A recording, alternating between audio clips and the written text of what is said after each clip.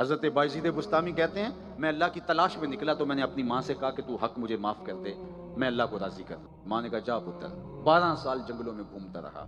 وہ کہا ایک دن میں بستام کے قریب سے گزر رہا تھا، سوچا چلتے چلتے ماں کو سلامی پیش کر دوں۔ دروازے پہ دستک دینے لگا، خیال آیا ماں کو سکھ تو دیا کوئی نہیں، دکھ بھی کیوں دینے لگے ہو؟ اب تمہارے لیے سردیوں کا موسم ہے، بستر سے اٹھ کے آئے گی۔ میں دروازے پر بیٹھ گیا۔ جب سحری کا وقت ہوا تو اندر سے جو نالی آتی تھی اس سے پانی آیا، میں سمجھ گیا میری ماں وضو کر رہی ہے اور تہجد کے لیے اٹھی۔ تو میں دروازے پہ دستک دی تو ماں میری دستک کے انداز سے سمجھ گئی اور آواز دی کہ بیٹے بايزيد ٹھہرو، میں بھی آئی۔ اللہ اکبر! مائیں تو بیٹوں کو نہیں بھولتی۔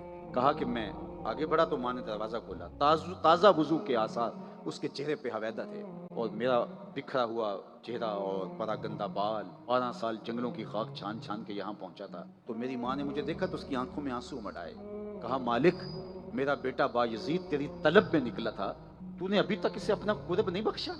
حضرت بايزيد کہتے ہیں 12 سال کی ریاضتوں سے جو نہیں ملا تھا ماں کے اٹھے ہوئے ہاتھوں سے مل گیا۔